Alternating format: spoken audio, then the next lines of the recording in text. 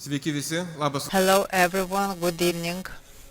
Since we have a guest from Germany in our discussion, so the discussion will be in English. And in the very beginning, I would like to make a short introduction about the situation of hydrogen in Lithuania and in Europe. For the very beginning, I would like to give some impulse statement and to point at several aspects describing context of hydrogen in Lithuania and European from perspective point of view. The first message is that we have higher than average immediate demand for hydrogen here in Lithuania. First of all, it's about fertilizers industry. Second is for heavy good vehicles in Lithuania. And this is the good base for hydrogen economy. I would say what we need to think of, it's about to think about symbiosis and cooperation between those two industries here.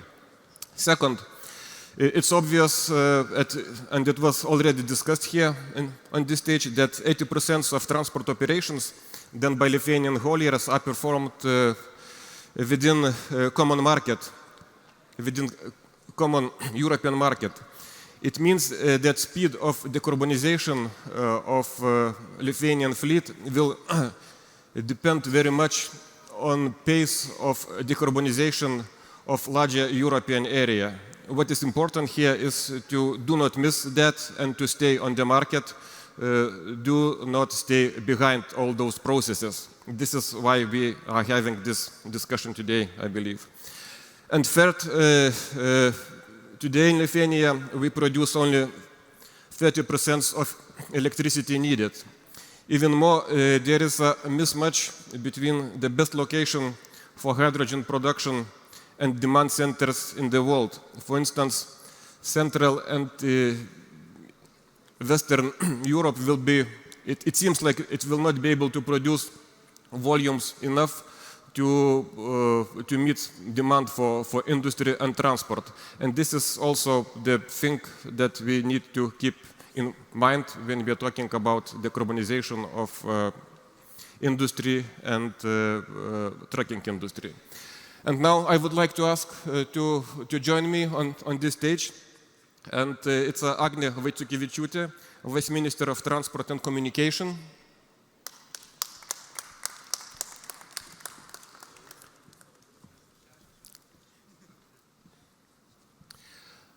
Franz Lehner, our guest from Germany, Head of Division International Cooperation and National Organization Hydrogen and Fuel Cell Technology. It's quite complicated description, but I would say in Lithuania it's lietuviškas atitikmuo turbūt būtų kažkas panašaus į mūsų apva. Tai yra agentūra valstybinė, federalinė. Martynas Nagevičius, President of Lithuanian Renewable Energy Confederation.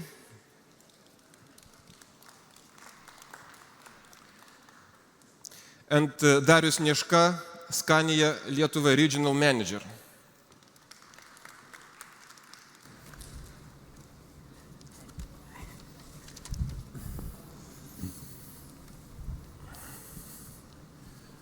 So the first question for you, Agnė, maybe could you describe what is the current situation on hydrogen use in transport sector in Lithuania compared to EU?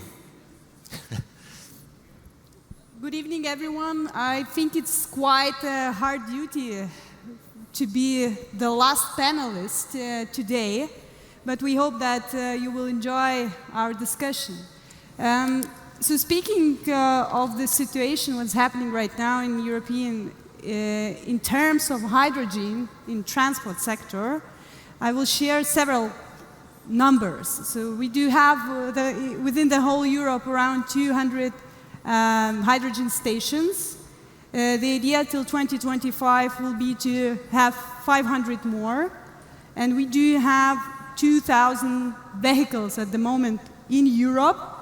And the idea is, or plan is, to have 4 million by 2030. Compared what we do have here in Lithuania, the numbers, I would say, our minister today in the early morning was very precise. In Lithuania, we have 0 hydrogen stations yet, and we do have 1 car, hydrogen car, which is registered yet. So obviously, to say that we are at the very beginning might be not even enough. We're just starting, but I think we have very ambitious plan in Lithuania, as well as the whole Europe, how to move forward with hydrogen whole value chain. Because station and transport vehicle is just one part. The other part is energy supply, green hydrogen supply issues. So we need to make the whole circle. And it was very interesting to talk today with the Minister of Latvia, because they already have a very good experience in the area, because they do have a hydrogen station, the only one in the Baltic states, and they managed to have public transport trolley buses as well, and the supply, which are able to kind of create demand and supply and be as a very good starting point for other Baltic countries. And so that would be a short introduction. I do believe, and the minister mentioned that Lithuania is based on different technologies and technologically neutrality. We do believe that there should be different technologies to different transport modes. And we see that it's naturally emerging in this way, and there's a lot of things we need to do, and maybe later on I will explain into more details what Lithuania is doing. Thank you. Okay, thank you. Second question to Franz, maybe. Could you please tell us what is the situation in Germany? How many hydrogen trucks drive on German highways right now, and how many hydrogen filling stations are operational? Yeah, thank you, Tomas, for the question. Before I answer that, first of all, thank you very much, Agnė, for inviting NOW to be here today. We had a successful workshop last year during the pandemic, which was only virtual, so it's really nice to be here in person now. And also thank you for doing the panel in English. That makes it a lot easier. Before I answer, I would like to start on a personal note. I first visited Vilnius in 2008 when I was a student in Tallinn, and actually lived for several years there. It was maybe 4 years after the Baltics joined EU and NATO, and we discussed it at the time. And I grew up in the peaceful 90s, and it was just unimaginable what is happening right now. But my friends from Estonia, they told, well, this is really important for us, and I was naive at the time. I thought, well, it's great, but it's not essential. But now we all know that missing this historic opportunity that was there 20 years ago can be disastrous, and yeah, it's so great to travel to the Baltics in peaceful times. But yeah, we have practical questions on the agenda, and in terms of hydrogen, the situation in Germany, and we as National Organization for Hydrogen and Fuel Cell Technology are a government agency that is responsible for zero-emission transport solutions, most of all. And the federal government has the target to cut the CO2 emissions of the entire transport sector by nearly 50% between 2019, pre-pandemic levels, and 2030. So within the next 8 years, we want to reduce by 50%, which is a huge challenge. Of these transport emissions, the road transport makes up around 2/3, and of these 2/3, there's 2/3 for road transport emissions, and of this the biggest sector is heavy duty. Sorry, I got the numbers mixed up. So it's of the road transport emissions, 2/3 are for heavy duty, and of the 2/3, all right, I got messed up with my numbers. It's 1/3 of the transport numbers is for heavy duty, and of this 1/3, it's 2/3 for the heavy duty. That I wanted to say. So we have to focus on the heavy duty N3 class, so the heavy trucks that go really far away, long distances, to get down our overall CO2 emissions. And we are funding the deployment of zero-emission trucks with a funding guideline that is technology agnostic. So we are not picking one or the other technology. We are supporting battery electric vehicles, we are supporting hydrogen vehicles, but also catenary overhead lines, and see what the market responds to those calls. And we are supporting with 80% compared to the counterfactual cost of diesel solutions. So we are receiving now applications for these funding programs. The first call was closed last year in 2021, which had nearly 200 hydrogen trucks that were approved for funding, and they have to come on the street, on the road within 1 year, otherwise they don't get the funding. So we expect most of these 200 to enter the roads in the next 6 months. A few of them are already there. We have nearly 30 that are currently running, but most of them are so-called refuse trucks that are garbage collectors in cities. So the real long-distance trucks are yet to come. The first ones will probably be from Hyundai that have been already shipped to Germany. So this is where we are currently stand in terms of heavy-duty support in Germany. The question how many stations we have today is we have 97 refueling stations in Germany, so a big chunk of all the stations in Europe and probably one of the densest refueling infrastructure in the world per capita. But this was originally designed for passenger cars like the Nexo we can see here. In our company we have the Nexo and the Mirai to demonstrate and to answer the question of the panel, when will it be a daily reality? For us it's a daily reality today. We can travel with these cars across Germany, but there are only a few of them because the German OEMs are not producing passenger cars. And so this initial, I've come to the end, the initial storyline that hydrogen will start with the passenger cars and then subsequently go into the heavy-duty sector, this idea has not come true, so now it's the heavy-duty sector that is the important one for hydrogen, and we will maybe see passenger cars in parallel, but we all know that on the passenger car side, battery electric vehicles are the main solution right now. And so we have solved the hen and egg problem for passenger cars, but then the passenger cars didn't come, and now we are refurbishing those stations that are there for heavy duty. So we have 11 stations in Germany that are ready for heavy duty vehicles today. So 11 stations, 30 trucks, okay. 200 more to come. Okay, very interesting, but now I have even more questions to you after this. If I got you correctly, you mentioned 200 trucks will be subsidized. So then what is the price of the truck and how big the subsidy is? So the subsidy is 80% of the difference between a diesel truck and a fuel cell truck. So okay. The government acknowledges that there is a big cost gap, and for the time being we are just filling this gap with government money. Okay. And we're also supporting the stations. So building the refueling stations for logistic companies is also supported with 80%. 80%, okay. Mm-hmm. Of the difference to a regular refueling station. Mm-hmm. Okay, thank you. Thank you. Next question is for you, Martynas, because you are representing energy industry here, and green hydrogen is impossible without green electricity. So then question is, if Lithuania ready to meet demand for green electricity, as I have mentioned before, today we are producing only 30% of electricity needed. Will we be able to supply? Yeah, yes, we will. No problem.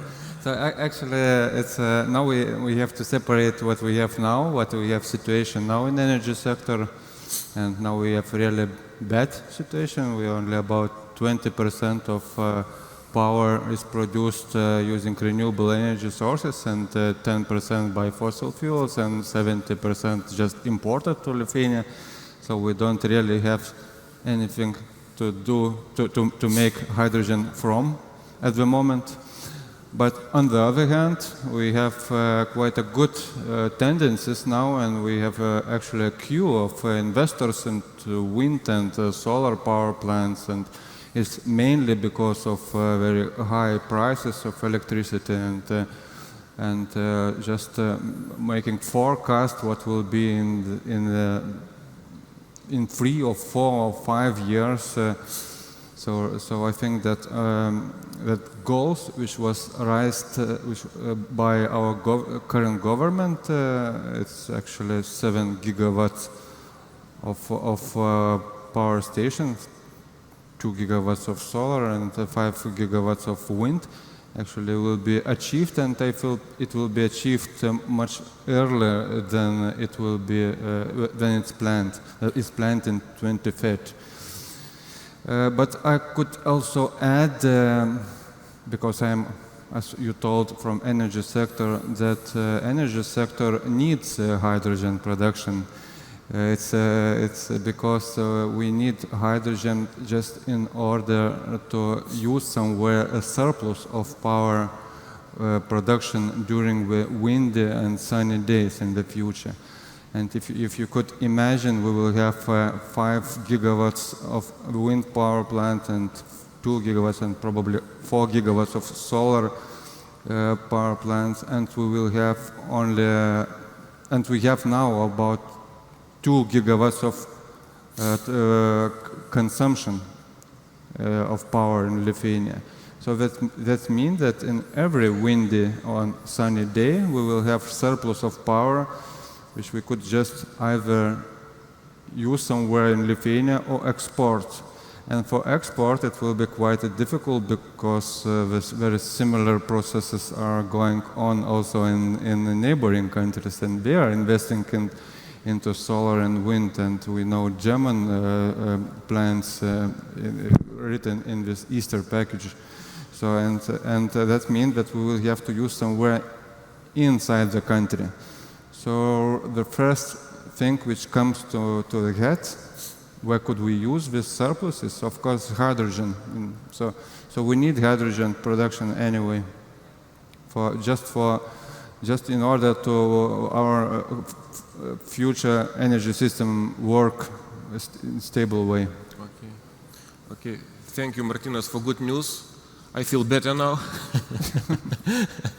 So, question to Darius then. In this stage we are missing representatives from transport companies, but you are in contact with them on daily basis, I believe. They are your clients.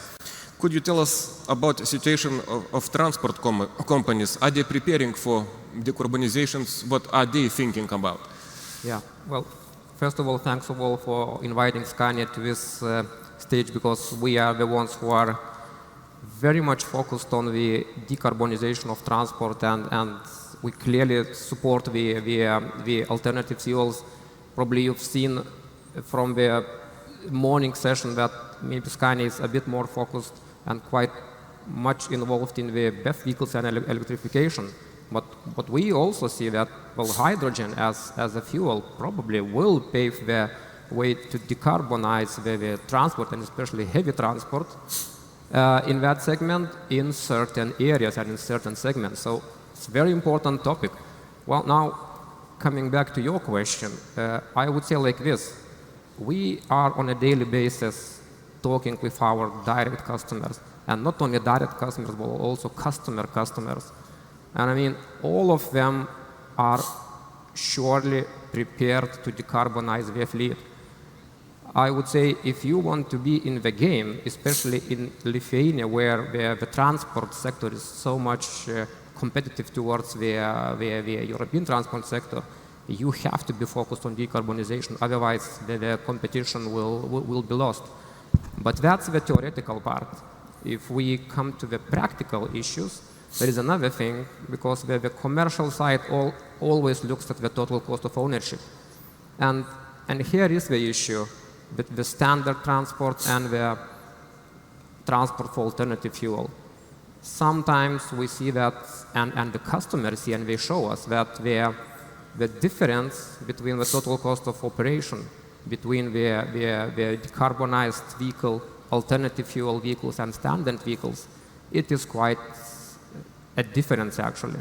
So as long as we see that difference, probably it will be very difficult to scale decarbonization process in the heavy-duty segment. And here it is very important what Franz already told about such markets where they are subsidizing the market in order to scale, at least from the beginning, such process. I mean, 80% of the subsidies from the difference of the hydrogen or BEV vehicle towards the diesel truck, that could be probably the way how this process would scale up more easily and more quickly. So, answering your question, yes, everybody is very much focused, and theoretically everybody is prepared for the decarbonization. Practically, it is more difficult from the efficiency perspective, financial efficiency perspective. Okay, it seems like now we are talking money. Yeah. And it's $1 billion question. When it comes, this total cost of ownership will be suitable to. There are markets where we see already the parity with the total cost of ownership, but these are the markets which are focusing on the financing of such projects, as mentioned by Okay. Actually, it's predicted that total cost of operation of hydrogen trucks will be reached by 2030. And it's a question to you, Franz, what could you suggest to our policymakers? What you could advise in this area? How you went through? Yeah, I think it's normal that there were some countries starting earlier with certain technologies, and each country has their specifics that they like to do.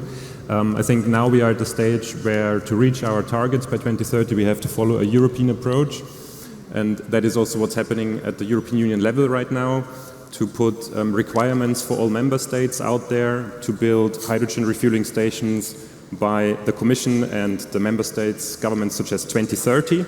The Parliament yesterday voted for 2027, which is just around the corner. So we are now waiting for the trilogue between the three to agree what and when these targets should be mandatory. And then I hope that all member countries will build these refueling stations along the TEN-T corridors to enable a trans-European network of hydrogen refueling, and actually also high-power charging for trucks. That's the same, the AFIR, the Alternative Fuel Infrastructure Regulation. So yeah, I guess getting ready to build those initial stations along the TEN-T corridor, the north-south corridor, I guess.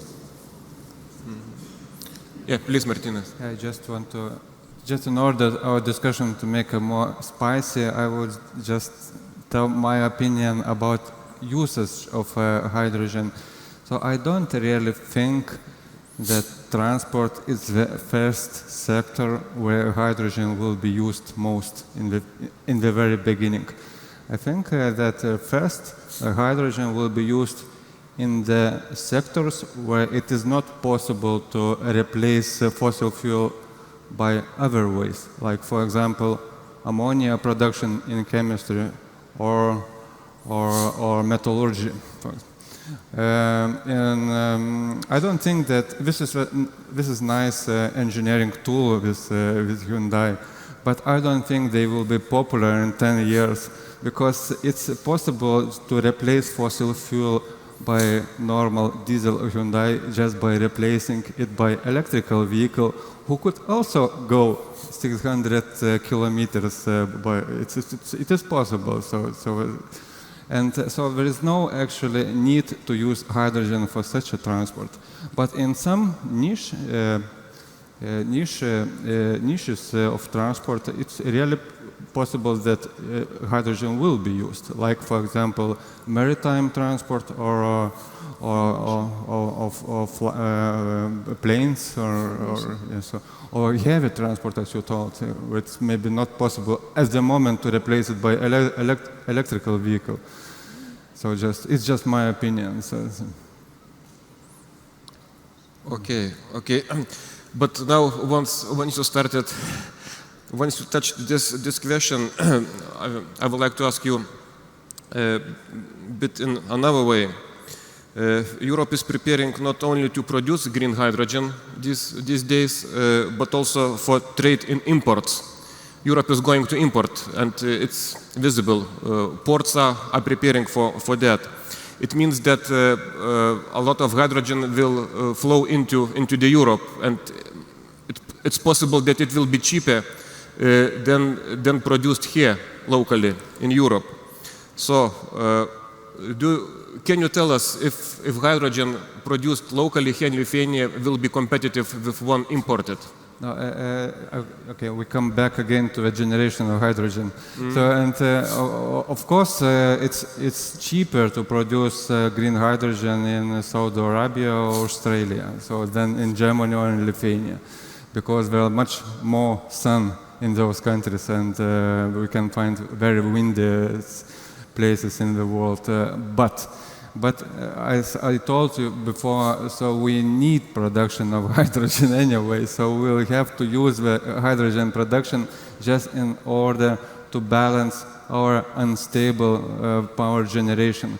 So we will, probably my forecast that Europe will import some hydrogen from outside, but it also will produce a lot of hydrogen in Europe, just because it's not possible to run our energy sector in another way.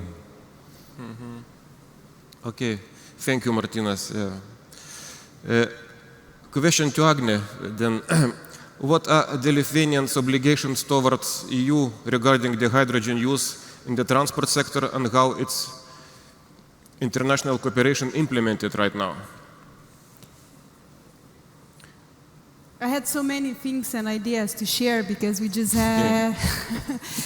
last year actually when the government just entered, we had an opportunity to go to Munich to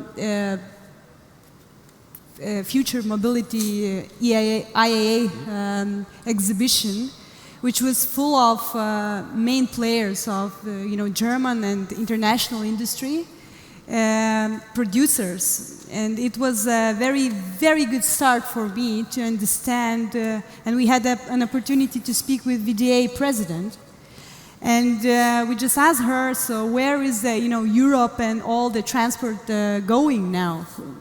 Where is the shift? And obviously there were no easy answer. The answer was that for some uses, as my colleague mentioned, there will be electric solutions, for others hydrogen solutions, and that technological neutrality is very important. So what does that mean? It means that we need to invest into different technologies. It means that it's a little bit slower as down, because the amount we can invest into these processes are always limited, and we need to prioritize very well. So in Lithuania, we do the same as my colleague just mentioned. There is alternative fuels infrastructure regulation, and this is basically the main key document, which is not yet finished. And as I'm always telling, we have a very limited time to invest, but the regulation which will decide on trans-European networks, on electric infrastructure, on hydrogen infrastructure, is not yet into place. So that's a challenge for every government, because we're planning still at the very beginning of next year to start with the hydrogen stations. We have the financing for 4 hydrogen stations on TNT network in Lithuania, and we're starting. But till this moment, we don't know if the trialogue between the European Parliament, European Commission and member states will not end up with different regulations, where the stations, what are the distance, what should be the bars, number, and so on will be. So that's a challenge for us. But anyways, as we did with electric infrastructure, which we extensively will start next year, the same we're doing with hydrogen stations. And of course, the main issue is, in hydrogen sense, is not only station, not only transport subsidies for transport, but also supply. So we need to work very closely with the Ministry of Energy, and we're doing that. And obviously the main focus are to the industries that immediately need hydrogen, but transport sector can also use this very extensively as well. But then we need to create the value chain for that. And that's a challenge for us. Especially, we had a previously conversation with Darius that it's the same for the producers. You know, they don't know where to go because they are looking into us to say the direction, and we need to decide in, you know, a huge group of countries on certain terms. So what I can say now, the direction is clear, and Lithuania is investing in hydrogen station. We are planning to make first 4 on the TNT network. Obviously, it's not enough for heavy-duty vehicles and for public transport, but the idea is to, and we are working now on the guidelines, and we will finish and we will come up with a proposal on how the network should be expanded, you know, for the next 10 years. And what I'm very happy that we have, you know, representatives from Germany, and I think that there are in Europe some countries that are way, way ahead of us.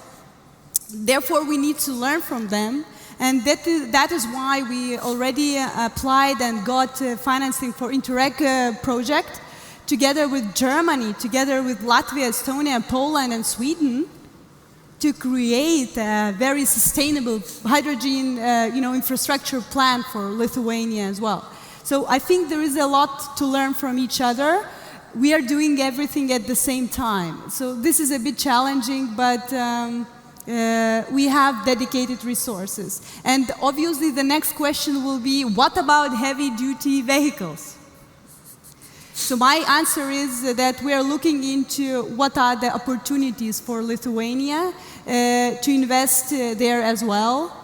And we counting from different financial sources that there could be a 10% of whole financing dedicated to these kind of heavy vehicles subsidies or so. So we're really trying to see what are our capacity now, but we definitely understand that there should be not only station, there should be some encouragement to go, you know, for transport vehicles as well as for supply chain. Thank you. Thank you, Agnė, very much. You touched a very sensitive point, actually. Hydrogen is not the business of one ministry. Cooperation among few ministries in Lithuania is very important to get things done. So it's really an issue. And since we are short in time now, I just would like to ask last question, same one for everyone. So I will start from you maybe, Darius.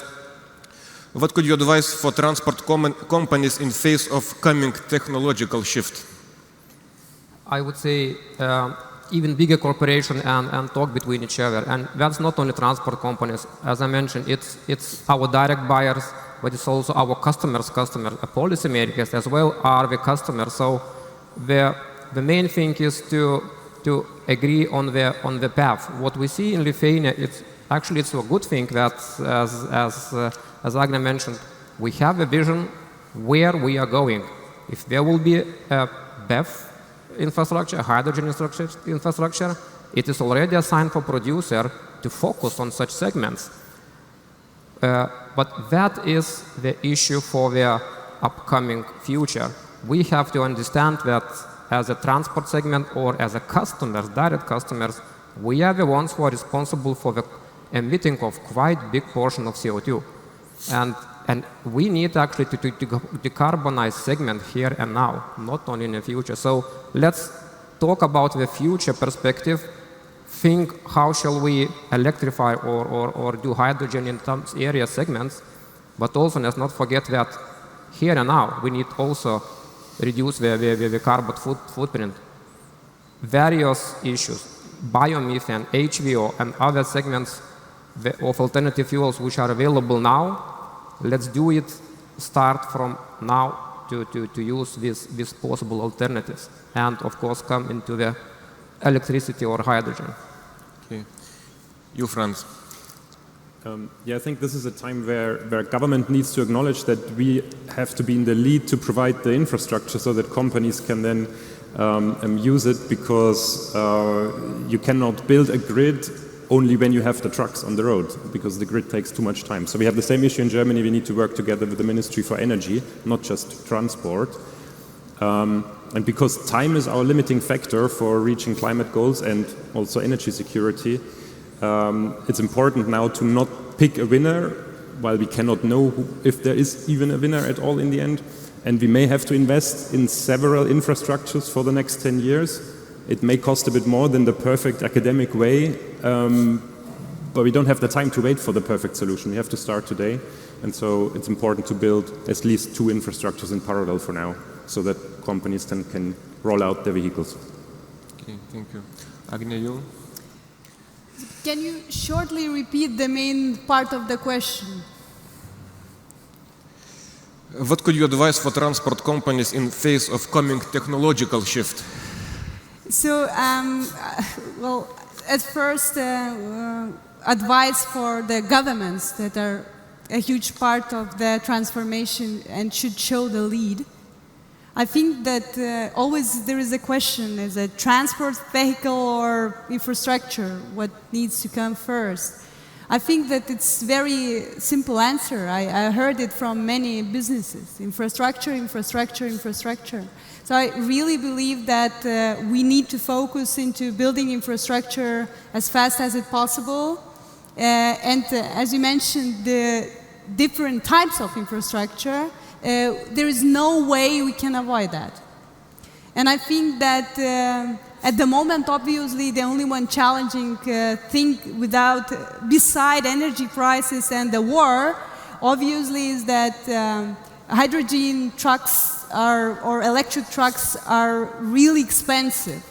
So I think that somewhere we need to find a break-even when the infrastructure will be into place, together with the prices for, the vehicles itself will a little bit decrease, and in some point there will be a very nice interaction.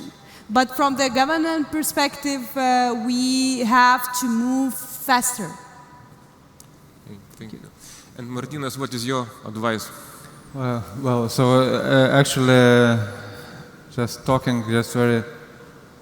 As an engineer, I could tell that that we don't need hydrogen at the moment at all. So we have a lot of things to do in energy sector without hydrogen. But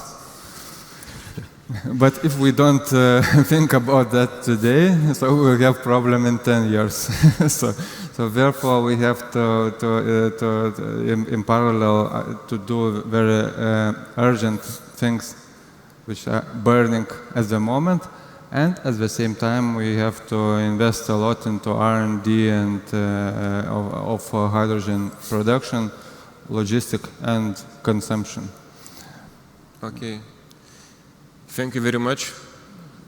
It took a bit longer to discuss, but it was very intensive, and I'm looking forward to meet and to discuss once again, maybe next year. And thank you very much, all of you. Thanks. Thank you.